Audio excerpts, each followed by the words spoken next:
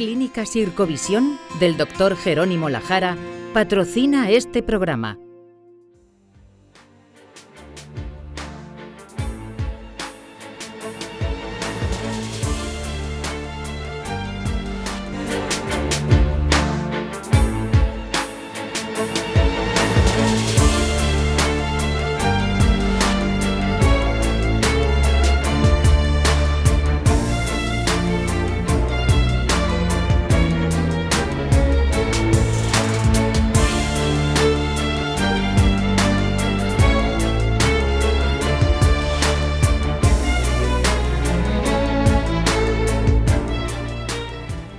Bienvenido a La Salud en tus manos, un programa que hacemos aquí en Popular Televisión y que también emiten nuestros amigos del grupo Cadena Media. Hoy vamos a hablar de la enfermedad inflamatoria intestinal, concretamente de la enfermedad de Crohn, de la colitis ulcerosa. Su frecuencia va en aumento, incluso en niños y adolescentes. Veremos en este programa cuáles son las causas por las que se produce, cómo hacer los tratamientos lo más precozmente y los tratamientos más adecuados. Para todo ello tenemos en el plató al equipo habitual de las enfermedades del aparato digestivo. Purificación Gómez, gracias Puri por venir. Gracias a ti por invitarme. Ya te conoce todo el mundo, pero tú eres médico especialista en medicina familiar y comunitaria. Pilar Esteban, gracias Pilar. Muchas gracias, un también placer muy siempre. conocida en las redes, médico especialista en aparato digestivo en el Morales Mesía. ¿De acuerdo? Senador, gracias, senador Morán, tú también eres médico especialista en aparato digestivo en el Hospital de Santa Lucía y profesor de medicina aquí en la UCAM. Muchas gracias. Y Antonio Albarracín, gracias Antonio, tú eres jefe de sección de cirugía en el Hospital Reina Sofía y profesor de cirugía aquí en la UCAM. Muchas gracias, Juan. Gracias a vosotros. Hemos sacado las cámaras a la calle para ver qué le gustaría saber a la gente sobre el tema que tratamos hoy. ¿Cuáles son los síntomas de la colitis ulcerosa? ¿Qué alimentos deberíamos evitar? Me gustaría saber cómo se trata la colitis ulcerosa. Gracias. Vamos a ver, Puri, ¿qué es la enfermedad inflamatoria intestinal? Bajo la denominación de enfermedad inflamatoria intestinal se agrupan distintos procesos inflamatorios crónicos que persisten en el tiempo de causa desconocida, como son la colitis ulcerosa y la enfermedad de Crohn principalmente, aunque también se incluyen otras colitis o inflamación del tubo digestivo no clasificadas, inespecíficas. Estas dos, la enfermedad de Crohn y la colitis ulcerosa, son enfermedades crónicas, como ya he dicho, que cursan con brotes recurrentes de episodios de inflamación del tubo digestivo, de su pared, en diferentes localizaciones, seguidas de periodos asintomáticos, libres de síntomas, en que el paciente se encuentra bien. El curso de la enfermedad es a veces impredecible y en unos pacientes evoluciona mejor, en otros peor, y la gravedad es muy variable también de un paciente a otro. Suele afectar a las edades tempranas de la vida, suelen tener ambas enfermedades unos picos de incidencia, afectan con mucha frecuencia a la gente entre 15 y 30 años, aunque ya hablaremos que cada una de estas enfermedades tiene unos matices particulares. Y para simplificar, los síntomas fundamentales de las dos enfermedades son la diarrea crónica, o sea, la diarrea que persiste en el tiempo, más de 4 semanas, y el dolor abdominal. Esto de manera esquemática. Luego, aunque estas dos enfermedades comparten estas características, tienen características clínicas y patogenéticas muy diferentes. Sí, iremos hablando de ellas distintamente. Ahora de entrada es solo un poquito de información para poder diferenciar, porque ponerle el nombre de enfermedad inflamatoria intestinal, que tú has dicho que hay la colitis ulcerosa, la enfermedad de Crohn y otras no bien clasificadas. Pero antes la gente le decía, tienes colitis ulcerosa, tienes Crohn, y tenía muy claro lo que tenía. Ahora le dices enfermedad inflamatoria intestinal y no hay que ponerle el otro apellido, porque ¿en qué se diferencian fundamentalmente la colitis ulcerosa del Crohn? Bueno, la colitis ulcerosa afecta exclusivamente al colon y sin embargo es la diferencia principal y tiene una afectación sobre todo de la mucosa, que es de la, vamos a decir, como la pared o la superficie que está más en contacto con la luz intestinal. Sin embargo, la enfermedad de Crohn es una enfermedad inflamatoria que puede afectar desde la boca hasta el ano, es decir, incluye todo el tracto digestivo, esófago, estómago, intestino delgado y colon y recto, y la enfermedad perianal, incluye la enfermedad de Crohn. Lo que pasa es que la localización más frecuente de la enfermedad de Crohn suele ser una afectación, la más habitual, la iliocólica. O sea, al principio del intestino, el final del intestino delgado y el principio del grueso. Esa es la localización más frecuente, pero como comentamos, la enfermedad de Crohn puede afectar a todo el tracto digestivo. Y luego también se diferencia porque el Crohn puede tener una afectación transmural, es decir, de toda la pared del tracto digestivo. Hemos dicho que la colitis ulcerosa afectaría básicamente a la capa superficial, a la mucosa, sin embargo el Crohn puede afectar todo el espesor de la pared.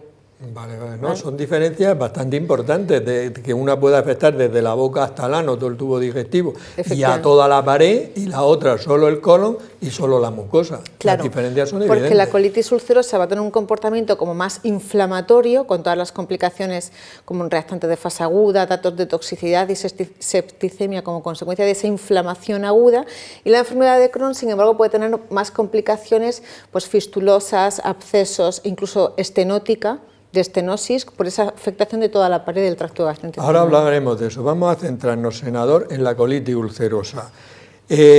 Sabemos la causa, y si no sabemos la causa, ¿qué factores favorecen su aparición? Bueno, la colitis ulcerosa es una enfermedad crónica que resulta de la interacción entre nuestra carga genética y una exposición a determinados factores ambientales. Se han intentado identificar genes, pero realmente no se ha identificado ningún gen como causante al 100% de la enfermedad, con lo cual se puede decir que la causa es desconocida. Lo que sí sabemos es que, por ejemplo, familiares de primer grado de pacientes que tienen colitis ulcerosa tienen una incidencia, una frecuencia mayor de aparición de la enfermedad, incluso familiares de segundo y tercer grado, ¿de acuerdo? Realmente hemos hecho numerosos estudios, ¿vale?, en los que se pone de manifiesto cuáles son los factores pronósticos y los factores que pueden favorecer la aparición de la colitis ulcerosa. Como te he dicho, no hay ninguna causa específica que explique la aparición de la enfermedad, pero sí sabemos que por ejemplo, sobre un paciente que tiene una susceptibilidad genética, una infección, el uso de determinados fármacos, incluso el estrés, puede propiciar la aparición de la enfermedad en un sujeto que ya tenga una base, que tenga una predisposición. Y a modo de curiosidad, en series de casos, en estudios a largo plazo, se han visto asociaciones curiosas, hablando de factores que puedan favorecer la aparición de la colitis ulcerosa. Por ejemplo, pacientes apendicectomizados por una apendicitis, pues se ha visto que tiene cierto efecto protector, es decir, cuando le quitas el apéndice a un paciente, tiene menos probabilidades de que aparezca la colitis ulcerosa. Pacientes que consumen antiinflamatorios no esteroideos tienen una incidencia aumentada de aparición de colitis ulcerosa. Siempre recomendamos que no tomen antiinflamatorios no esteroideos si tienen una enfermedad inflamatoria intestinal. Y también, curiosamente, y es un efecto, digamos, paradójico, el consumo de tabaco en la colitis ulcerosa tiene cierto efecto protector, es decir, los pacientes fumadores tienen menos incidencia de colitis ulcerosa y, lógicamente, este no es el mensaje que queremos transmitir, porque el beneficio marginal que pueda suponer una pequeña disminución en la frecuencia de colitis ulcerosa, pues no se compensa con los grandes problemas que puede generar el hábito tabáquico. Sí, además que haya relación no indica casualidad, ¿no? Efectivamente. Eso es un dato importante. Vamos a ver, Antonio, la colitis ulcerosa, por ejemplo, por cada 1000 o por cada 10.000 habitantes, ¿qué frecuencia tiene?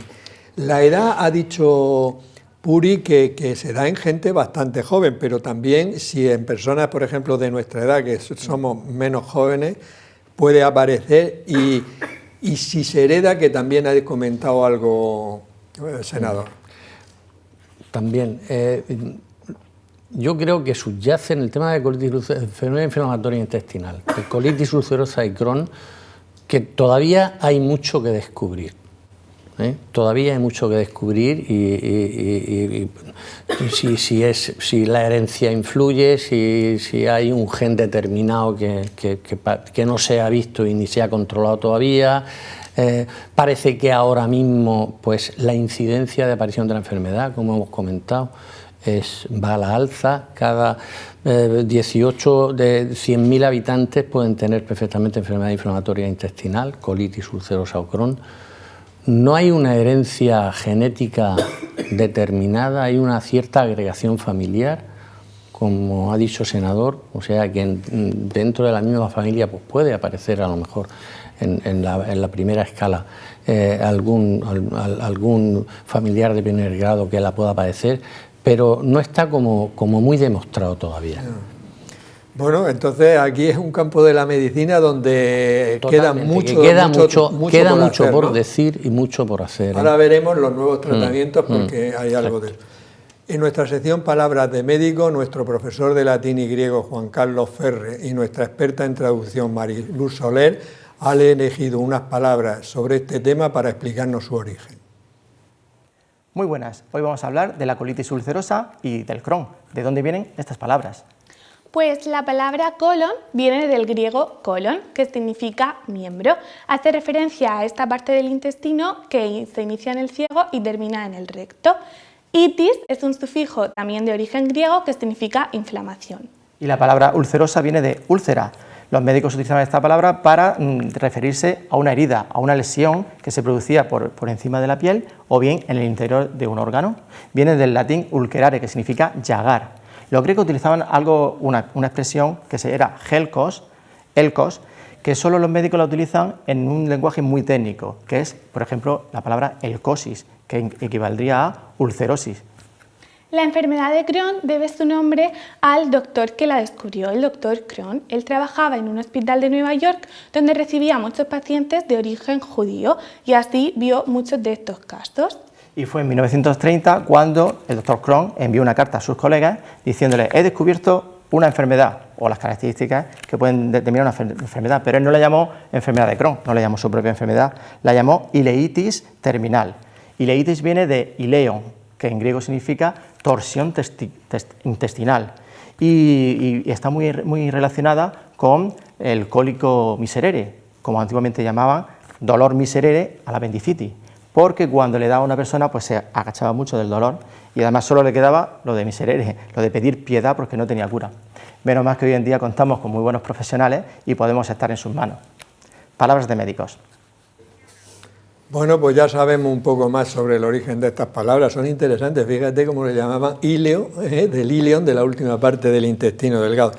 Vamos a ver, Puri, tú como médico de atención primaria verás todos los días personas que le duele la barriga y personas que tienen diarrea. ¿Cuándo sospechas tú que una de esas personas puede tener una colitis ulcerosa y cuáles serían los síntomas principales? Bueno, tengo que decir que como el comienzo, esta enfermedad hemos dicho que cursaba brotes y muchas veces el comienzo es un poco insidioso y progresivo, pues a veces pasan meses hasta que el paciente nos consulta por su enfermedad o por los síntomas que podemos atribuir a su enfermedad.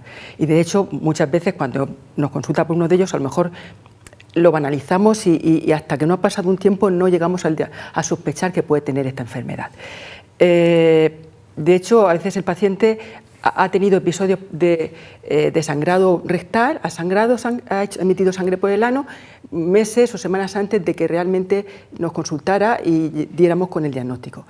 El síntoma fundamental por el que nosotros sospechamos la enfermedad es cuando el paciente tiene una diarrea que se prolonga en el tiempo. Un paciente que tiene una diarrea más de 4 semanas, debemos de sospechar que hay algo detrás de ese síntoma que es la diarrea. La diarrea es un síntoma de por sí y tenemos que pensar cuál es la causa. Podemos pensar que hay una causa mantenida en el tiempo de esa diarrea. En una diarrea, Puri, por ejemplo, una persona que tenga un ritmo intestinal normal, que vaya defeque una vez al día, si ya pasa a hacer 4 o 5 deposiciones al día, ¿consideraría más de 4 semanas? ¿Te haría sospecharlo una diarrea, o sea, ese aumento de las deposiciones? Bueno, cuando una diarrea se prolonga en el tiempo, entonces tengo que empezar a estudiar la causa de esa diarrea. Vale. Y una de las causas más importantes es descartar la enfermedad inflamatoria intestinal. Además, esta diarrea tiene unos matices especiales. Es una diarrea que no respeta el sueño, al paciente lo despierta por el sueño.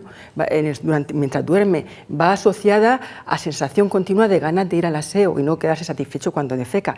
A urgencia, tiene que ir corriendo porque se le puede escapar las heces. Y la diarrea, además, en este tipo, en la colitis ulcerosa va asociada muchas veces a moco y a sangre, o sea, una diarrea mucosanguinolenta. Otro síntoma fundamental que acompaña a la diarrea sería el dolor abdominal, un dolor que está localizado en este caso en el cuadrante inferior izquierdo del abdomen. Entonces ya tenemos dos síntomas. Y si además el paciente nos cuenta que esto además tiene fiebre o febrícula o décimas de fiebre, tiene cansancio, se encuentra mal, hay otras cosas que nos hacen pensar en que hay algo más. Así que no es simplemente lo que yo te decía antes, no es una persona que ha aumentado el ritmo intestinal, pero tú has dado unas características muy importantes. Te da por la noche, te da de urgencia, te duele la barriga y puede haber sangre y moco, o sea que realmente... Y se mantiene en el tiempo, fundamental, se mantiene en el tiempo. Y luego, como me preguntas por los síntomas, también, bueno, la gravedad de esta enfermedad es muy variable. Hay gente que puede tener 4 episodios de deposiciones al día sin emitir ni sangre ni moco, y gente que a lo mejor tiene más de 10 episodios al día y está continuamente sangrando. Y luego esta enfermedad se asocia a otras manifestaciones extraintestinales, porque no solo afecta al aparato digestivo, sino que también afecta, por ejemplo, a la piel, al sistema articular. Los pacientes tienen dolores articulares, tienen artritis, inflamación, sacroileitis, tienen espondilitis anquilopoyética, afecta al ojo, a distintas partes del ojo, iritis, epicleritis, uveitis, a la piel, con úlceras que llamamos pioderma gangrenoso, y puede afectar al estado de ánimo. También estos pacientes tienen más riesgo cardiovascular, o sea que no solo se limita a la afectación del tubo digestivo, sino a otros órganos aparte. Y además, muchas veces no va con relación, no van sincronizados en el tiempo la afectación digestiva con la otra manifestación, y ni siquiera asociado a la inflamación. Pueden ir independientemente del nivel de inflamación que tenga el paciente. Muy bien. Por lo que ha contado Puri, que ha hecho una descripción bastante exhaustiva de esto, aunque haya distintos grados, la calidad de vida de una persona con colitis ulcerosa se puede ver afectada mucho, ¿o no, Pilar? Absolutamente, Juan, porque fíjate, o sea, lo que Puri ha comentado es que la enfermedad inflamatoria intestinal está en el contexto de las enfermedades inmunomediadas, que una de las, cuando afecta al tracto digestivo, estamos hablando de enfermedad inflamatoria intestinal, que como bien ha dicho, tenemos que diferenciar que hay algunos que cursan, es una enfermedad crónica que cursa con brotes agudos. Entonces la calidad de vida de estos pacientes, sobre todo cuando están pues, en un brote agudo, pues por supuesto se va a ver mermada. Luego la intensidad de los síntomas pueden ser muy variables, porque la afectación inflamatoria de la enfermedad también es distinta. Pero es que se han descrito que mucha afectación psicológica, calidad de vida, mayores niveles de estrés, de ansiedad, en general en el perfil psicosomático de estos pacientes. Pero que realmente una enfermedad que ahora veremos que tiene un espectro muy amplio, ¿no? Que lo habéis comentado antes, que no todo el mundo le pasa tan mal como... No, efectivamente. Y vamos a ver, senador, una persona que puede tener los síntomas, pero no tan agudos como ellos han dicho, ¿cómo se hace el diagnóstico? ¿Qué exploraciones complementarias habría que hacer? Bueno, como se ha comentado en la mesa, el diagnóstico de sospecha al inicio es un diagnóstico clínico. Por la clínica que ha comentado Puri, en la colitis ulcerosa, sobre todo la rectorragia es el síntoma princes. Prácticamente el 90% de los pacientes tienen una rectorragia y es un dato de alarma. Un paciente que tiene un sangrado digestivo, una emisión de sangre a través del ano, ya directamente consulta. Es cierto que muchos pacientes tardan mucho tiempo en consultar, sobre todo en formas leves. Prácticamente el 85% de los pacientes, el inicio es muy insidioso y se entremezclan rectorragia, dolor abdominal, diarrea, y eso pues, produce un retardo en el diagnóstico. El 15% que tiene una forma grave de expresión, que se asocia con fiebre, mal estado general, taquipnea, realmente el diagnóstico es rápido, pero no es lo que perseguimos. Entonces, bueno, una vez que sospechamos la enfermedad, una vez que sabemos que, bueno, que no lo hemos comentado, pero la colitis ulcerosa se produce, no tiene distinción de género, prácticamente en hombres y mujeres se produce con misma frecuencia y se produce sobre todo en un pico al final de la adolescencia y al principio de la edad adulta, es cuando se produce el primer, digamos, el gran pico de incidencia produciéndose, eso sí, o pudiéndose diagnosticar en cualquier edad. Pues una vez que hemos hecho o que se nos presenta en la consulta este paciente con estos síntomas, pues tenemos que hacer un diagnóstico diferencial, porque bueno, una rectorragia, una diarrea son datos muy inespecíficos.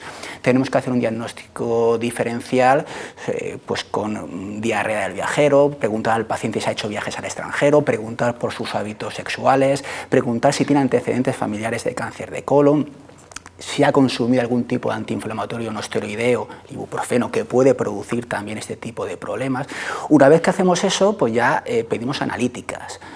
Analíticas que incluyan un hemograma, una analítica general, hemograma, bioquímica, que tenga una velocidad, ¿vale? Una proteína C reactiva, no una PCR, una proteína C reactiva para ver si efectivamente hay algún dato de inflamación, y también solemos pedir un biomarcador que en los últimos años se ha puesto muy de moda y resulta muy eficaz, que es la calprotectina fecal, que es un reactante que se mide en las heces y que el valor que tiene este reactante no es tanto su valor positivo, sino su valor negativo, porque tiene un valor predictivo negativo muy alto, es decir, si es negativo prácticamente excluyes la posibilidad de que el paciente tenga una colitis ulcerosa. ¿Y por qué esto es importante? Porque al final el diagnóstico fundamental lo realizamos mediante la práctica de una colonoscopia. En la colonoscopia introducimos el endoscopio y podemos ver la mucosa. Como ha comentado Pilar, es una enfermedad que va de abajo a arriba y de manera continua, con lo cual cuando tú introduces el endoscopio, enseguida, si el paciente tiene una colitis ulcerosa, ves que tiene afectación. Procedemos a la toma de biopsias y es esta, la toma de biopsias, la clave que nos va a definir el diagnóstico final de la enfermedad. O sea que no sabemos por qué se produce, pero el diagnóstico sí parece bastante claro cómo podéis hacerlo, ¿no? Sí. Con los marcadores, son la clínica y luego cuando se hace la colonoscopia, cuando sea necesario. Vamos a ver, Antonio, y una persona con colitis ulcerosa, ya habéis dicho que el espectro puede ser muy amplio, desde cosas bastante suaves hasta una gravedad importante. ¿Qué complicaciones puede tener una persona con una colitis ulcerosa? Pues nosotros siempre actuamos con las complicaciones. La colitis ulcerosa, lógicamente de inicio es tratamiento médico, la llevan los digestólogos fenomenalmente bien, y el cirujano entra en el ámbito de la complicación. Las complicaciones pues son sangrados, sangran y a veces de una manera dramática, se pueden perforar, el colon se puede perforar. Y después hay una complicación que digamos que cada día pues la tenemos mucho más en cuenta los cirujanos y somos más proactivos, que son cuando el paciente es refractario al tratamiento médico. Y eso se puede llamar como complicación, ya que entramos nosotros a actuar. O sea que cuando una persona con una colitis ulcerosa no responde a los distintos tratamientos, que hay algunos bastante modernos, luego veremos que... Hace unos años nosotros éramos poco intervencionistas ante eso, porque lo rebotábamos otra vez al paciente porque no nos gustaba mucho. Ya. Lo rebotábamos al digestólogo, pero ahora son mucho más proactivos. Un paciente o una paciente que es refractaria al tratamiento, lo estudiamos y cada día hacemos más resecciones segmentarias de la zona donde está afecta el colon. Aunque después veremos que el tratamiento es otro distinto, el tratamiento, digamos, global de la colitis ulcerosa. Muy bien. Vamos a ver, Puri, la alimentación, ¿qué papel? Porque esto hay mucha gente que si la leche, la no leche, ¿qué papel juega la dieta en el tratamiento de la colitis ulcerosa? Bueno, antes de entrar en qué cosas se pueden o se pueden tomar o se aconsejan tomar, me gustaría resaltar que el papel de la dieta en la colitis ulcerosa y en la enfermedad inflamatoria intestinal es muy importante, porque sobre todo los pacientes que tienen más brotes y que tienen una evolución peor de la enfermedad, como tienen dolor y tienen diarrea, muchas veces pierden el apetito o intentan no comer para evitar el desencadenamiento o el agravamiento que ellos creen de su enfermedad, con lo cual pueden entrar en desnutrición y esto tiene unas complicaciones, como todos sabemos, que son muy importantes. Entonces es conveniente intentar controlar la dieta de tal forma que se masifique, se haga lo mejor posible para conservar el estado nutricional adecuado del paciente y una ingesta calórico-proteica adecuada. Partiendo de ese punto, que hay que controlar que no lleguemos al punto de la desnutrición y no se pase por alto, pues tengo que decir que de momento, aunque hay estudios que apuntan para un sitio y para otro, pero no hay ningún alimento ni ningún grupo de alimentos que esté comprobado que interviene en la evolución de la enfermedad, tanto en el desencadenamiento de un brote o en la mejoría de un brote. Si bien es verdad que algunos pacientes identifican que determinados alimentos les sientan mal o que ellos los relacionan, pues esos alimentos podemos hacer una dieta de exclusión de ese alimento, quitarlo de su dieta y comprobar si es así se mantiene y si no, no. Pero de manera generalizada para cada paciente, no.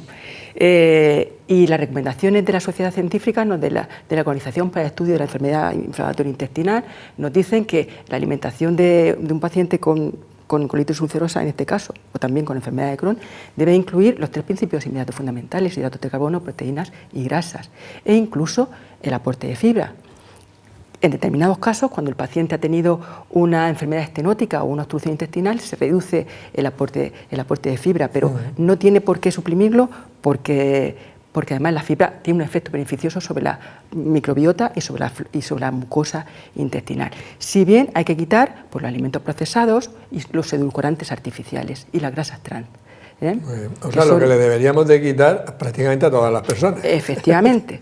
Es verdad que algún paciente nos puede decir que comprueba que la leche le sienta mal, entonces podemos hacer una dieta de exclusión, intentarlo o incluso hacerle el té del aliento para comprobar si tiene una intolerancia a la lactosa. Muy bien, o sea que una alimentación normal, dieta mediterránea, como le recomendamos a todo el mundo, sin ningún problema. Sí, bueno, decirte que es que ni siquiera hay estudios que no son concluyentes ni la dieta FODMAP, ni la dieta de carbohidratos selectivos, ni con aumento de probióticos, ni prebióticos, ni omega 3, ni nada. O sea, que modifique el curso de la enfermedad hasta fecha de hoy, no sé si mis compañeros dirán otra cosa, ahora hablaremos pero parece ser que no hay nada. Vamos a hablar con Pilar, porque ella, ya sabes tú que le gusta mucho el tema de la microbiota, y entonces vamos a ver si la microbiota tiene un papel importante en la colitis ulcerosa, si hay una disbiosis y si sería aconsejable tomar probióticos, que como todo el mundo sabe son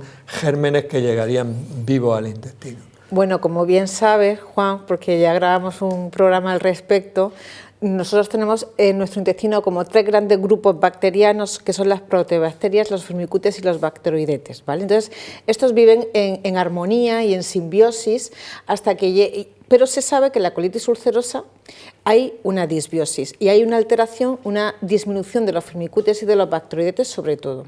Y esto tiene un impacto negativo en la función barrera intestinal y tiene un impacto negativo en el sistema inmunológico, porque como bien sabes, nuestro tracto digestivo es el sistema inmunológico más grande del organismo, de forma que la microbiota interacciona con nuestro sistema inmunológico de la función barrera intestinal, produciendo o favoreciendo nuestras enfermedades inflamatorias intestinales. El tema está que lo que todavía la ciencia no ha descubierto, que ¿qué es antes? ¿El huevo o la gallina? Es decir, ¿qué es? ¿Como consecuencia de una disbiosis se produce la enfermedad inflamatoria intestinal o es que hay una enfermedad inflamatoria intestinal y esta produce la disbiosis? Pero lo que sí que está claro, sobre todo que la colitis ulcerosa, cuando está sobre todo en las fases en remisión, estaría indicado tomar probiótico. Ahora bien, nunca, y que esto que quede claro, siempre como coadyuvante al tratamiento, no sustituye los tratamientos médicos, ¿vale?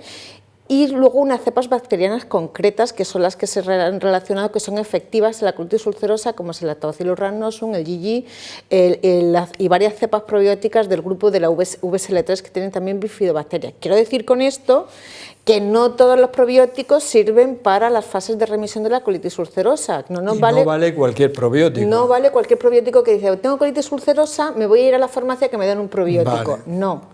tienen que ser cepas bacterianas concretas, también el Saccharomyces boulardii y la cepa Nisle de la Escherichia coli. Entonces, creo que eres una experta en esto, vaya nombrecito que no.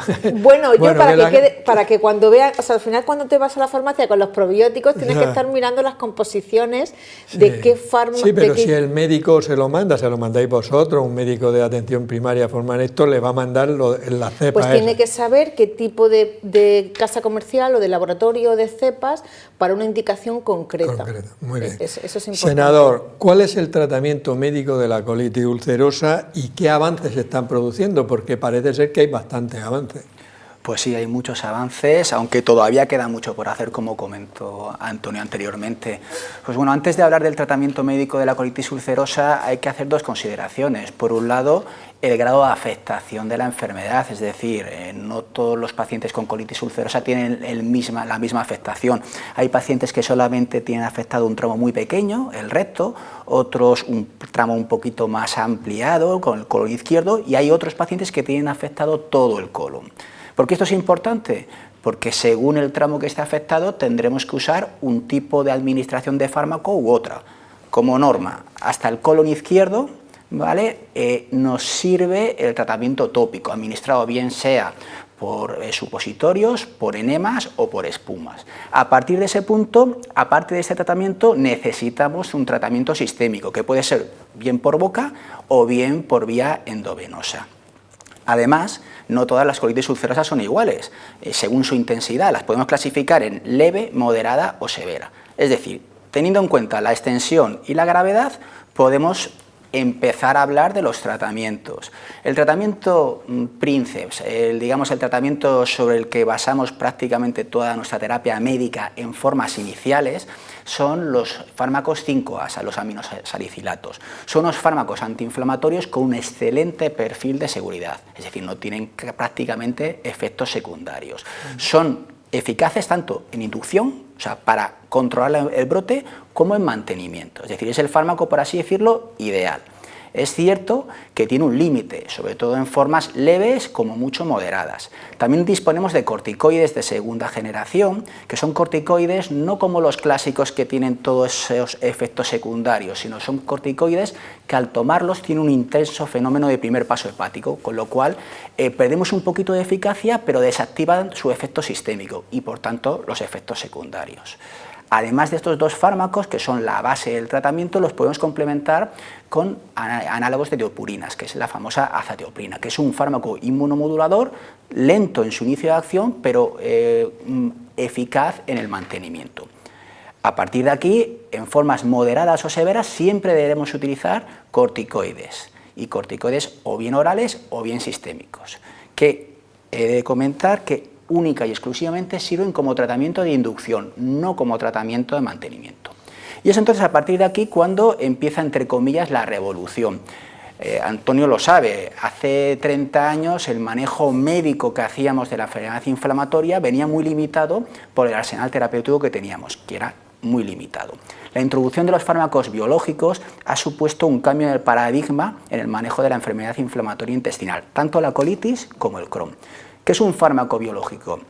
Es un fármaco antiinflamatorio que actúa sobre unas dianas muy específicas de la cascada inflamatoria que produce la enfermedad. Hasta hace muy poquitos años disponíamos de muy poquitos fármacos biológicos en la enfermedad inflamatoria, sobre todo que actuaban a nivel del TNF, del factor de necrosis tumoral. Poco a poco hemos ido ampliando el arsenal terapéutico y ahora pues, bueno, actúa en otras dianas. La formulación endovenosa, es decir, que un paciente tenía o tiene que ir cada X tiempo al hospital o al hospital de día médico a someterse a una infusión endovenosa, se modificó con la introducción de la vía subcutánea, que facilitó la calidad de vida en estos pacientes. Y en los últimos años se están introduciendo nuevas ventanas terapéuticas y sobre todo nuevas posologías, nuevas formas de administración, hasta tal punto que ya los fármacos biológicos ya están saliendo formas orales. Es decir, lo que antes actuaba sobre una sola diana terapéutica y se daba endovenoso, ahora lo estamos dando oral y actúa sobre otras ventanas terapéuticas otras dianas que son mucho más eficaces, con lo cual queda mucho camino por hacer, pero desde luego el cambio que ha habido en los últimos 10 años ha sido extraordinario y siempre en positivo. Ya, lo que veo es que realmente es una enfermedad compleja, que ha evolucionado mucho el tratamiento, pero que indudablemente requiere de una especialización, o sea que tienen que ser los especialistas de digestivos los que tienen que llevar la batuta, y porque esto está cambiando y luego el manejo no es fácil, pero que el avance ha sido espectacular. Sí. Y dentro de los especialistas en digestivo, la subespecialidad en enfermedad inflamatoria. Que tenéis ya su especialista, sí. O sea, personas que se dedican prácticamente o de manera muy importante. Correcto. Bueno, eso siempre beneficia mucho al paciente. Desde luego. Vamos a ver, Antonio, no vamos a dejar aparte a los cirujanos, que sabemos que son muy importantes, ¿eh? Y si no, tenemos problemas en la mesa. Nosotros encantados. Vamos a ver, Antonio, ¿cuándo es necesario el tratamiento quirúrgico de la colitis ulcerosa? Sí. ¿Qué hacéis en esos casos? Sí. ¿Qué complicaciones se pueden producir derivados de la cirugía? Y si es una cirugía programada o casi siempre la tenéis que hacer de urgencia. Muchas cosas para... Muchas cosas, pero bueno, yo voy a tratar de resumirlo. Incidir un poco en lo que ha dicho el senador, es fundamental, y de hecho ya yo creo que en todos los hospitales hay la superespecialización dentro del aparato digestivo de la inflamatoria. O sea, nosotros tenemos con cualquier hospital nuestros comités.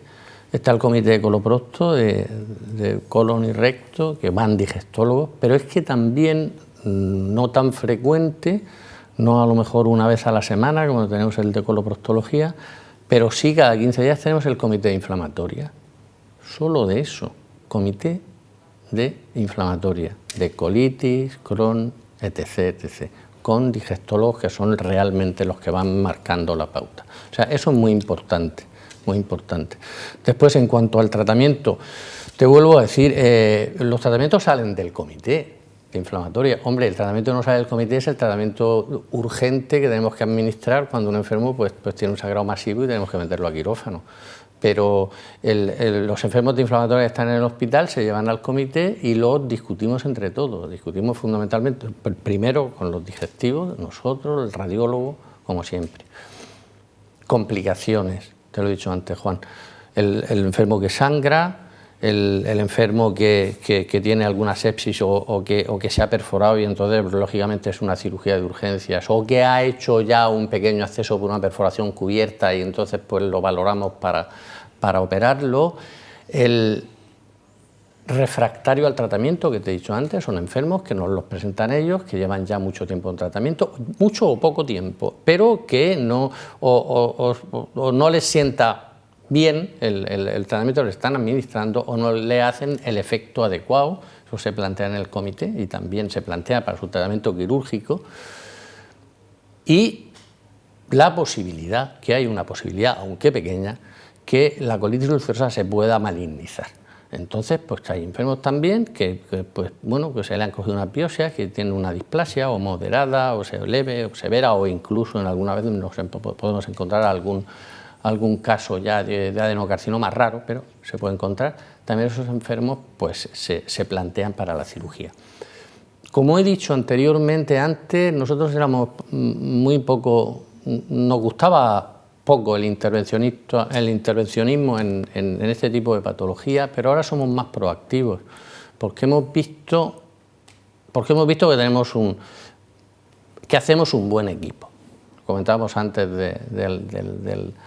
de sentarnos en la mesa que hacemos un buen equipo. Los cirujanos y los digestivos desde siempre y más ahora vamos remando siempre en la misma dirección. Entonces nos apoyamos unos a otros y eso nos ha hecho al cirujano ser más proactivo en el tratamiento de la enfermedad inflamatoria. La enfermedad inflamatoria, el órgano diana es el colon y el recto. Pues para curarla hay que quitar el colon y el recto. Antes a lo mejor he dicho una cosa que los expertos se podrían haber dicho que se pueden haber quedado un poco así, que somos ahora muy dados en determinados casos solo a las resecciones segmentarias en esto, o sea, a quitar un trocito, a quitar el trocito donde está la enfermedad y el conflictivo. Pero en casos muy significativos y muy estudiados, como por ejemplo, a lo mejor pues un señor mayor que tiene 80 años, que tiene todavía, o 70, con colitis ulcerosa y tiene un segmento del sigma que le está produciendo el sangrado y tal, con una comorbilidad importante alrededor, pues bueno, pues no es que antes, pues oye, le decíamos, no, eso es imposible, no, nos metemos, le quitamos el trocito ese que de entrada le está dando y se sigue estudiando y sigue siendo. Del término ese, Antonio, que es de megacolon el megacolon tóxico, que nosotros sí, pues sí, el megacolon tóxico nosotros le tenemos mucho miedo y es una indicación de cirugía para quitarle el colon. ¿Por qué? Porque después del megacolon tóxico viene la perforación de ese colon. El megacolon tóxico es una dilatación extrema que se da fundamentalmente en el colon transverso de más de 6 centímetros de diámetro, que se debe a un estadio ya evolutivo importante de la enfermedad, y sabemos que en un tanto por ciento de casos muy alto se va a perforar y va a producir una sepsis. Y antes, vuelvo a decir, hace unos años esperábamos, ahora no esperamos. Un megacolon tóxico operamos y le quitamos el colon entero al paciente. O sea, Muy bien. Vamos a ver, Puri, está claro que es una enfermedad que deben de manejar los especialistas. Y es una cosa que es muy importante que la gente sepa, lo de los comités interdisciplinares, que hoy en día es el pan nuestro de cada día en la medicina, que muchas veces también a los pacientes, bueno, que sepan esto, porque a veces los médicos no están en la consulta y dicen, están reunidos. No, están reunidos, están decidiendo si a este paciente se opera, a este no se opera, a este se le aplica este tratamiento, y eso requiere tiempo de preparación, normalmente en la casa de cada médico, y luego ir allí y juntarse, o sea que no se puede estar todo el día pasando consultas, y estos comités siempre repercuten mucho en beneficio del paciente, por supuesto. Totalmente, dan una tranquilidad, un antes y un después, dan una tranquilidad, incluso una calidad en la aplicación de tratamientos tremenda.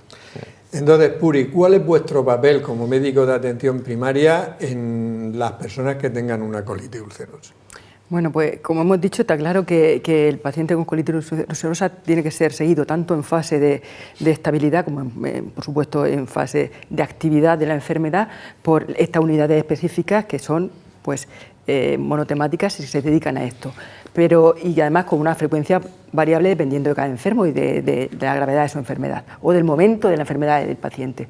Pero eso no quiere decir que el médico de atención primaria no tenga un papel. Yo creo que tiene un papel muy importante, coordinado con el especialista, como siempre, porque como todos sabemos, la labor en equipo siempre repercute en una mejor asistencia sanitaria, que a su vez repercute en una mejora en la salud del paciente, mejora la salud del paciente. Y sí creo que tenemos un papel muy importante en muchos aspectos, que pueden ser considerados de menor envergadura, pero son aspectos muy importantes, como por ejemplo puede ser el estar atento al detectar los síntomas. A veces el paciente, como está cansado de su enfermedad o le asusta tanto, minimiza los síntomas, incluso los banaliza, y nosotros, como el paciente nos viene con mucha frecuencia por muchos otros motivos distintos, podemos estar ahí para intentar detectar precozmente cuando otra vez hay un brote, para volverlo a remitir. Igualmente podemos estar allí ayudando al paciente al cumplimiento terapéutico, porque igual como esta, como tantas otras enfermedades crónicas, los pacientes nos cansamos de tomar la medicación continuamente y muchas veces cuando estamos bien o estamos un periodo sin síntomas abandonamos la medicación. Pues esta de nuestras tareas un poco vigilar el cumplimiento terapéutico. Pero además existen muchas otras cosas que podemos aportar, como por ejemplo hemos dicho que estos pacientes tienen una mayor incidencia de alteraciones del estado de ánimo, de ansiedad, pues igual para detectar la depresión precoz o los trastornos por ansiedad o detectar las afectaciones de la piel que hemos dicho. Hay determinados tratamientos que se asocian con un cáncer de piel no melanoma en pacientes mayores de 50 años, pues estar vigilando la piel. Vigilar una cosa tan básica como es el calendario vacunal, hacer que estos pacientes se vacunen todos los años, invitar a que el paciente se vacune todos los años de la gripe y cuando corresponda de la neumonía y ahora del COVID. Veo que realmente no, veo que no sigas porque sí, realmente o sea que puede ser está claro desde vigilar si ha llevado mucho tiempo corticoides, vigilar si tiene riesgo de osteoporosis. Entonces, sí, calcular que su riesgo, realmente o sea, que hay vuestro muchas, papel... suplementar el calcio, suplementar cuando hay un déficit nutricional, el hierro, la vitamina B12, la vitamina D, el calcio, o sea que... Son enfermos complejos que requieren de la especialidad. Claro, indudablemente el tratamiento de la enfermedad corre y el seguimiento corre a cargo de ellos, por eso en digestivo hay una unidad específica, ni siquiera el digestivo general la debe llevar, y nosotros estamos allí como de apoyo. No, pero de apoyo muy importante. De los vídeos que hacemos para nuestro portal de salud, CanSalud, y dentro de la sección me lo compro, me lo como, no me lo compro, no me lo como, hemos elegido este para este programa. Pechuga de pollo finísimas Campofrío. ¿Me la compro y me la como o no me la compro y no me la como? Yo no me la compro y no me la como. Vamos a ver sus ingredientes, ¿no? Bueno, mira, lo primero que vemos es que aquí pone pechuga de pollo, ¿vale? O sea que uno va al supermercado, a la tienda, compra esto y teóricamente ha comprado pechuga de pollo. Sin embargo, cuando nos vamos a los ingredientes, pone ingrediente pechuga de pollo 65%. Es decir, hay un 35% que no es pechuga de pollo, son otras sustancias. De hecho, aquí pone que lleva agua, que lleva sal, que lleva azúcar, que lleva antioxidantes y algunas sustancias más. Por tanto, lo primero que hay que destacar es que si uno quiere comer pechuga de pollo, que se compre una pechuga de pollo en la carnicería y la haga a la plancha o la haga como quiera, y eso es pechuga de pollo. Esto es un 65% pechuga de pollo y el resto otras cosas. ¿Y cuáles son sus macronutrientes? Bueno, vamos a ver la información nutricional que pone aquí. Aquí, por ejemplo, dice que 100 gramos tienen 86 calorías. 86 calorías es muy poquito. Por eso lo compra mucha gente, porque quiere perder peso y entonces una manera es tomar alimentos que tengan pocas calorías. Pero, por ejemplo, un huevo de tamaño medio tiene 85 calorías y nutricionalmente es una maravilla. No tiene nada que ver con esto. Por tanto, yo me comería siempre un huevo antes que esto, ¿no? Y luego la cantidad de grasas, lógicamente, que lleva es muy pequeña, porque si no tendría muy pocas calorías. Además, el 65% es pechuga de pollo, que tiene muy poquita grasa. Lleva azúcar, de hecho, los 100 gramos tienen hidratos de carbono, 3 gramos que son azúcar, 3 gramos, que no es que sea mucha cantidad, proteínas 15 como corresponde, y un dato a resaltar bastante perjudicial. 100 gramos de esta pechuga de pollo tienen 2,1 gramos de sal. Se considera que un alimento es rico en sal si tiene más de 1.200 miligramos por 100 gramos. Este tiene más de 1.200 miligramos, tiene más de 1,2 gramos, tiene 2,1 gramos. Entonces es un alimento con mucha sal y hay normalmente nos pasamos de sal y, por ejemplo, personas que tengan insuficiencia cardíaca, que tengan hipertensión, etcétera, etcétera, pues es un alimento que no deberían de tomar. Hemos hablado de esta porque teníamos que hablar de una, pero en general todos estos productos que te venden como pechuga de pavo, pechuga de pollo, en estos envases y tal, realmente la inmensa mayoría tienen una composición muy, muy similar a esta, por tanto, ninguno de estos alimentos, entre otras cosas por el exceso de sal y porque si uno quiere tomar pechuga de pollo o pechuga de pavo o eso, lo mejor es comprar la carne como tal y asarla. Por tanto, yo no me lo compro y no. Vale, muchas gracias. Bueno, creo que ha quedado bastante claro que no es un producto aconsejable, que se compre el pollo y se haga la pechuga. Bueno, hemos revisado, creo que de manera bastante exhaustiva, el tema de la colitis ulcerosa. Vamos a pasar a la otra enfermedad que forma parte de la enfermedad inflamatoria intestinal, que es la enfermedad de Crohn. Pilar, muy brevemente, porque vamos corticos de tiempo, dinos si es frecuente o no y sobre todo, ¿qué factores la favorecen? Bueno, pues es frecuente. Claro, es frecuente, quiero decir, hay una incidencia más o menos entre 3-9 casos por 100.000 habitantes año, una prevalencia y una incidencia que va aumentando anualmente, con unos 16 casos por 100.000 habitantes en los últimos estudios epidemiológicos.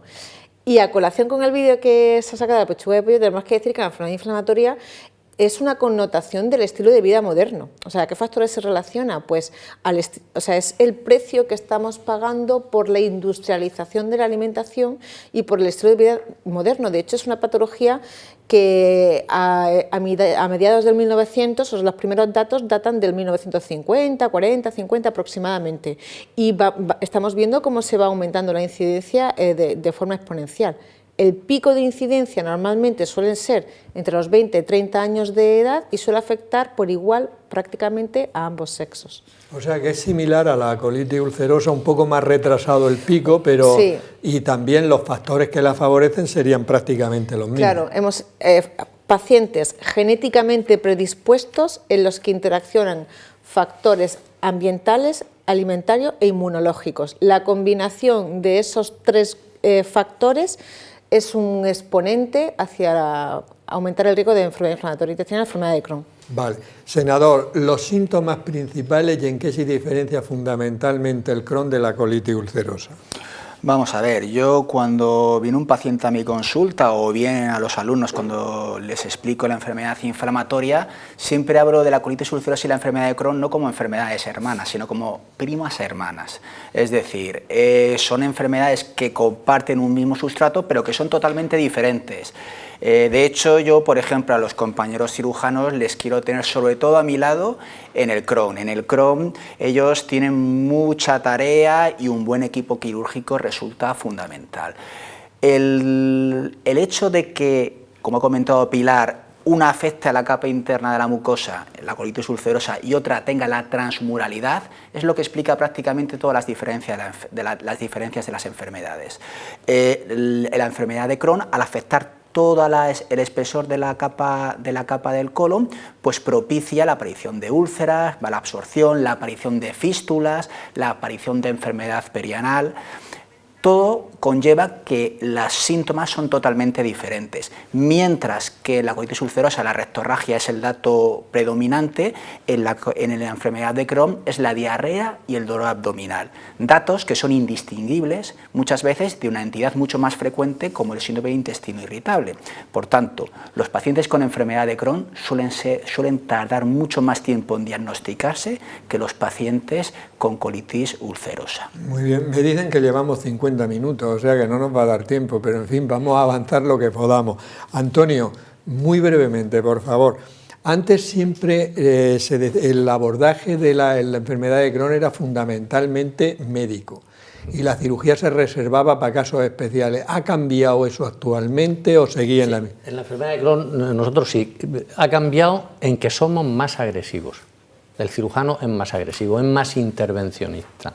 El cirujano no espera a ver qué resultado les da el tratamiento que le ha puesto el aparato digestivo, o a ver si ha hecho un acceso la zona afectada de Crohn y que lo drene el radiólogo. Es más intervencionista. Sabemos que son enfermos crónicos, pero que la solución al proceso está en nuestra mano y lo superamos más.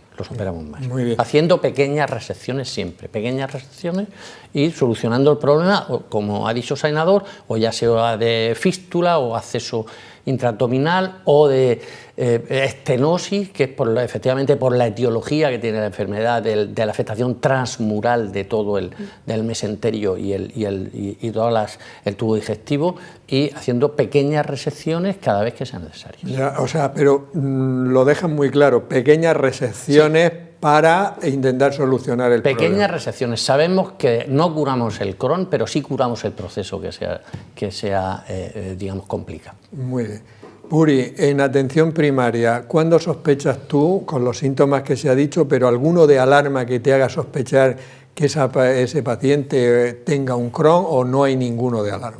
Me remito, como dije, con lo de la colitis ulcerosa, una diarrea persistente en el tiempo. En este caso, solamente la mitad de los casos, la mitad de los pacientes van a consultar con diarrea sanguinolenta, solamente el 50%. En este caso sería una diarrea crónica persistente en el tiempo, muchas veces asociada a dolor, pero esta vez en el cuadrante inferior derecho.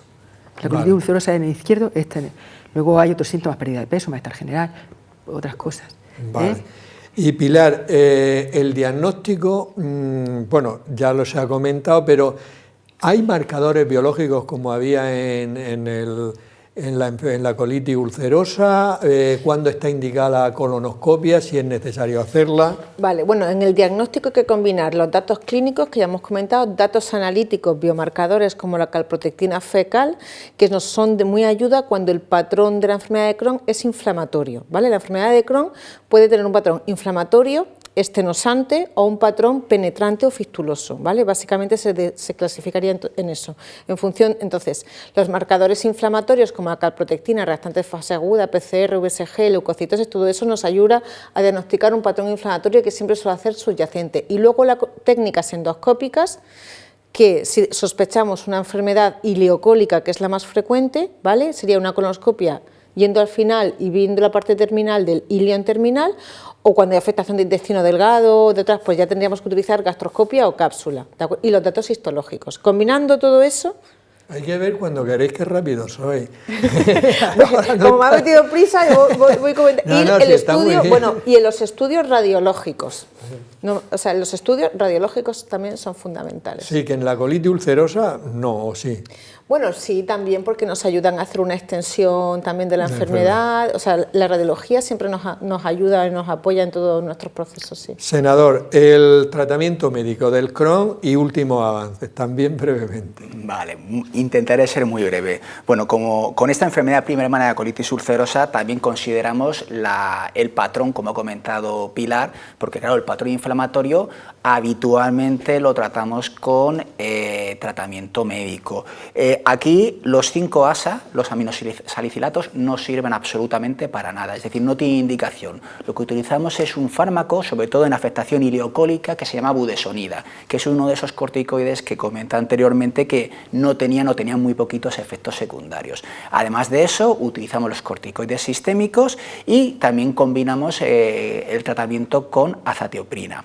Y al igual que en la colitis ulcerosa, cuando no podemos controlar la enfermedad con el tratamiento que he comentado anteriormente, es cuando entran a jugar los fármacos biológicos, que han revolucionado absolutamente el manejo de la enfermedad y sobre todo el manejo de la enfermedad perianal, que de la mano de los cirujanos y los fármacos biológicos han revertido posiblemente una de las parcelas de la enfermedad inflamatoria que más impacto tenía en la calidad de los pacientes que la sufrían. Muy bien, te agradezco la rapidez. Quizá la última pregunta para ti, Antonio, y luego un minuto escaso para cada uno. Nuevos abordajes quirúrgicos, cirugía mínimamente invasiva, laparoscopia, incluso la robótica. Y luego el problema de la cirugía anal con el tema de las fístulas, que es uno de los graves problemas del Crohn. Sí. ¿Qué nos puedes decir de eso? Abordajes, lo de siempre, o sea, el abordaje si puede ser laparoscópico o asistido por robótica, mejor. ¿Por qué? Porque se ve más, es más preciso y entonces pues, te lleva a hacer una cirugía mejor. Siempre y cuando el proceso inflamatorio que conlleva estas enfermedades te lo permita. Si se le permite al cirujano el acceso laparoscópico o robótico, mejor, porque se controla mejor las estructuras, se ve mejor y eso da un resultado de excelencia. Hay veces que no se puede, pero si se puede, sí.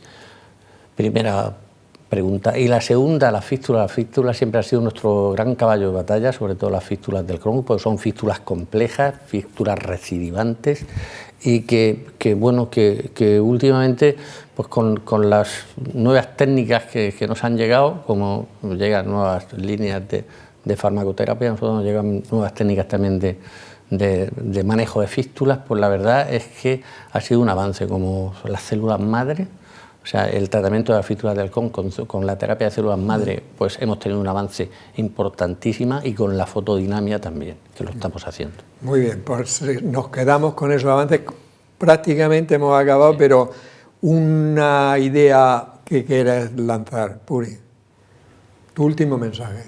Mi último mensaje es el cumplimiento terapéutico, el consultar ante estos síntomas que hemos hablado, como siempre, practicar ejercicio, no fumar y no tomar antiinflamatorios, que para la enfermedad de Crohn va muy mal, y bueno, hacer una vida sana en general. Muy bien.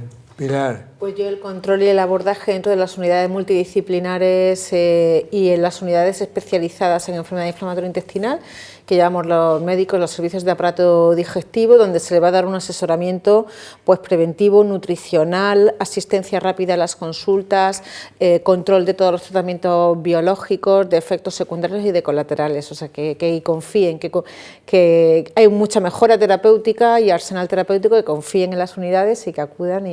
Antonio, tu último mensaje. Lo que ha hecho Pilar, que se confíe en las unidades específicas que hay de enfermedad inflamatoria y que efectivamente en los últimos años han habido unos avances tanto en medicina como en los cirujanos. Fíjate lo que te voy a decir, no ya avances sí en las fístulas, como del Crohn, pero en la mentalidad del cirujano. Ha habido avance y eso ha repercutido en un mejor tratamiento de la enfermedad. También es importante que los cirujanos avancen mentalmente. Sí. Senador, tu último mensaje. Bueno, los fármacos cada vez son mejores, queda todavía mucho por hacer dentro del tratamiento médico, pero eso vendrá en un futuro a medio plazo. Lo que nos queda ahora es hacer que nuestras administraciones se conciencien de la necesidad de implementar e implantar unidades de enfermedad inflamatoria en todos los servicios de nuestros hospitales. Muy bien, a mí me ha quedado claro que son enfermedades complejas, que ha habido unos avances espectaculares tanto desde el punto de vista médico como quirúrgico, y que la creación de estas unidades que tú reivindiques desde luego aporta mucha calidad asistencial a los pacientes que tienen estas enfermedades y que por tanto hay que avanzar en esa línea. Solo recordaros que en nuestro portal de salud, lasaludenttusmanos.ucam.edu, podéis encontrar información sobre prevención de muchas enfermedades y hábitos de vida saludable. Despedirnos hasta la próxima semana en un nuevo programa de La Salud en tus Manos. Que seáis muy felices.